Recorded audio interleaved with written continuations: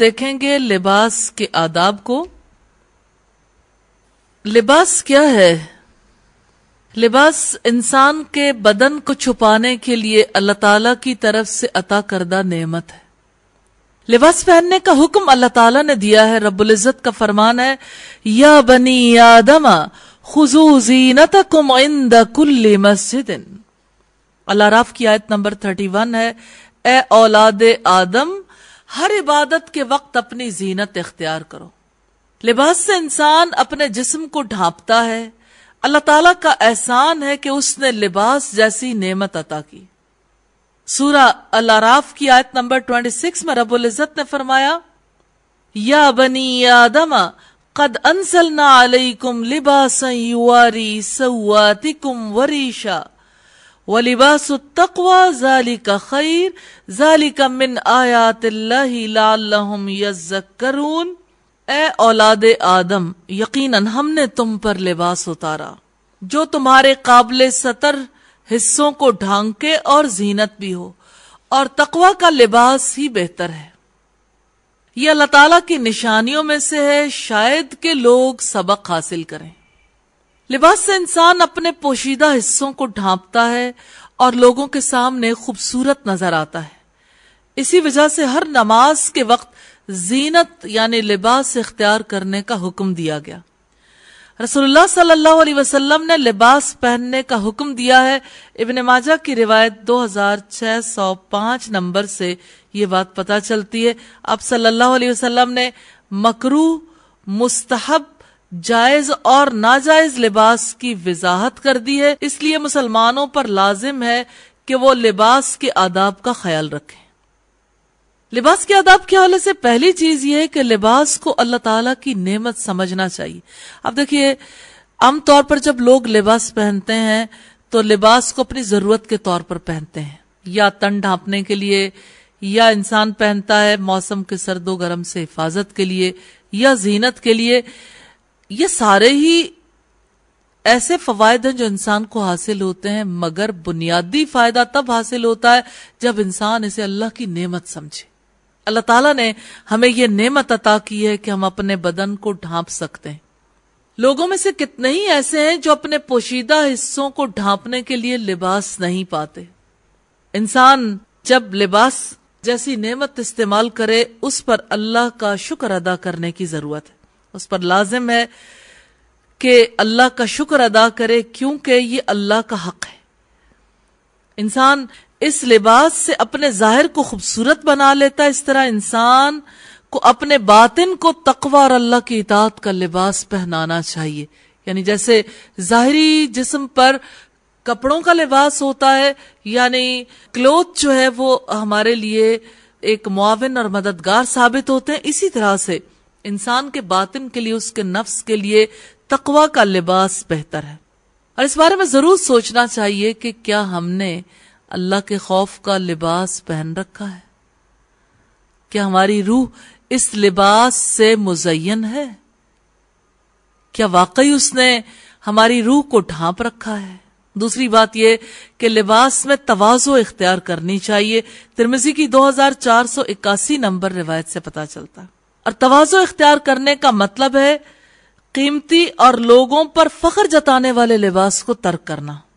یہ ایک مسلمان کو تکبر کے شر سے بچاتا ہے اور اسراف سے دور رکھتا ہے، اسے حسد اور نظر بد کے شر سے بچاتا ہے۔ نبی صلی اللہ علیہ وسلم لباس میں تواضع اختیار کرتے تھے۔ متقی بھی بہت قیمتی اور فخر جتانے والے لباس سے گریز کرتے ہیں۔ اس کا یہ مطلب نہیں ہے کہ انسان اپنے جوتے، کپڑے اور بدن صاف ستھرا نہ رکھے، یا یہ کہ اس کے جوتے کپڑے خوبصورت نہ ہوں۔ مسلم کی 265 نمبر روایت سے پتہ چلتا ہے۔ اسی طرح تیسری اہم بات یہ کہ شہرت کے لباس سے بچنا چاہیے۔ اس سے دو طرح کے لباس مراد ہیں۔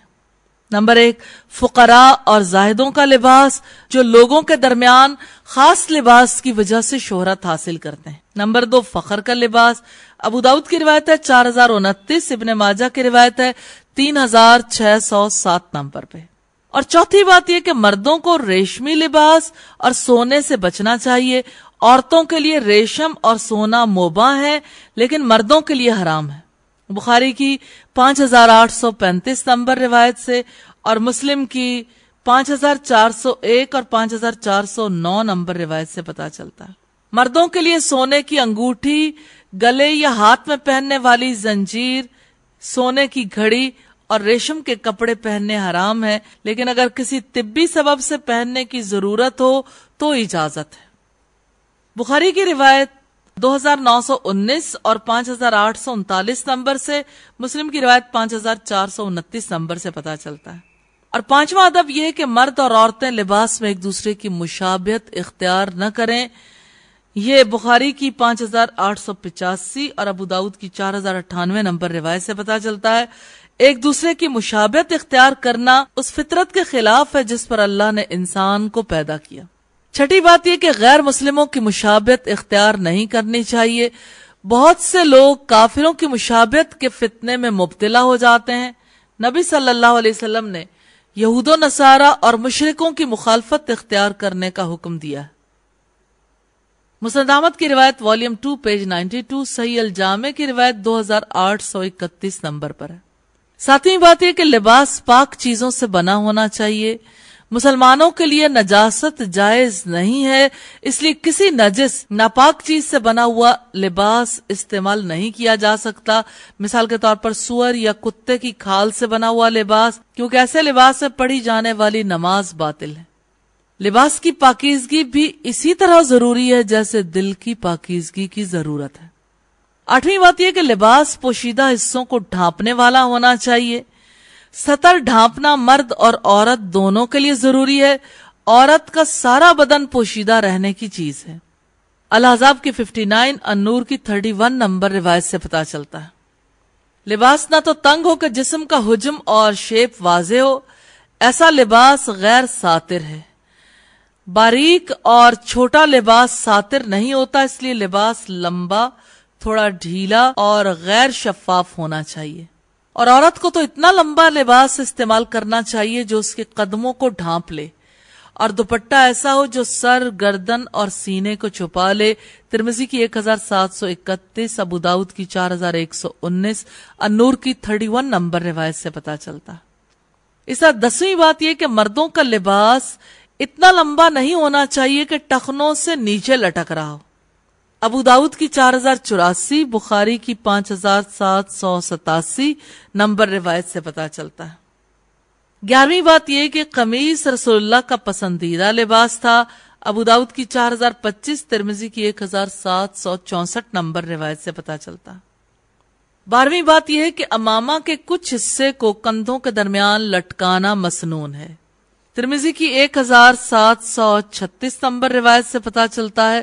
اور 13ویں بات یہ کہ کوئی بھی لباس پہننا ہو دائیں طرف سے آغاز کرنا چاہیے۔ رسول اللہ لباس پہننے کا آغاز دائیں جانب سے کرتے تھے۔ ترمذی کی 1766 نمبر روایت سے پتا چلتا ہے۔ اور 14ویں بات یہ کہ کپڑے اور جوتے اتارتے ہوئے پہلے بائیں طرف سے اتارنا چاہیے۔ اور 15ویں بات انگوٹھی پہننے کے آداب کے حوالے سے سونے کی نہ ہو مردوں کے لیے، اور دائیں ہاتھ میں پہنی جائے۔ بخاری کی 5876 اور مسلم کی 5473 نمبر روایت سے پتا چلتا ہے۔ انگوٹھی بائیں میں بھی پہنی جا سکتی ہے، مسلم کی 5489 نمبر روایت سے پتا چلتا ہے۔ چاندی کی انگوٹھی بھی پہنی جا سکتی ہے، بخاری کی 5868 نمبر روایت سے پتا چلتا ہے۔ انگوٹھی چھوٹی انگلی میں پہننی چاہیے، بخاری کی 5874، مسلم کی 5489 نمبر روایت سے پتا چلتا ہے۔ 16ویں بات یہ کہ ایک جوتا پہن کر نہیں چلنا چاہیے، بخاری کی 5855 نمبر روایت سے پتا چلتا ہے۔ اور 17ویں بات یہ کہ کپڑے کو ایسے نہیں پہننا چاہیے کہ اس میں سے ہاتھ نکالے جائیں، رسول اللہ نے اس سے منع فرمایا۔ 18ویں بات یہ کہ نیا کپڑا پہننے سے پہلے دعا پڑھنی چاہیے، رسول اللہ جب نیا کپڑا حاصل کرتے تو اس کا نام لیتے، یعنی قمیض، پگڑی وغیرہ، اور یہ دعا کرتے، اللہم لک الحمد، اللہ تعریف تیرے ہی لیے ہے، انت کسوتنیہ، تو نے ہی مجھے یہ پہنایا ہے، اسألک من خیرہ وخیر ما صنع لہ، میں تجھ سے اس کی خیر اور بھلائی کا سوال کرتا ہوں اور اس بھلائی کا جس کے لیے اسے بنایا گیا. وَأَعُوذُ بِكَ مِن شَرِّهِ وَشَرِّ مَا صُنِعَ لَهُ، اور میں اس کے شر سے تیری پناہ چاہتا ہوں اور اس شر سے جس کے لیے اسے بنایا گیا ہے.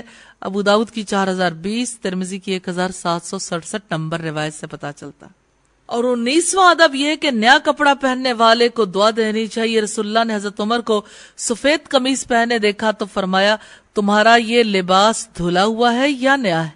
انہوں نے کہا نہیں بلکہ دھلا ہوا ہے. آپ نے فرمایا البس جدیدا وعش حمیدا ومت شہیدا. ابن ماجہ کی روایت ہے 3558 نمبر پر. تمہیں نیا لباس، قابل تعریف زندگی اور شہادت کی موت نصیب ہو. اللہ تعالیٰ سے دعا ہے کہ ہمیں صحیح لباس پہننے کی توفیق عطا فرمائے اور اس لباس کو ہم نعمت سمجھ کر اللہ تعالیٰ کا شکر ادا کرنے کے قابل ہو سکیں.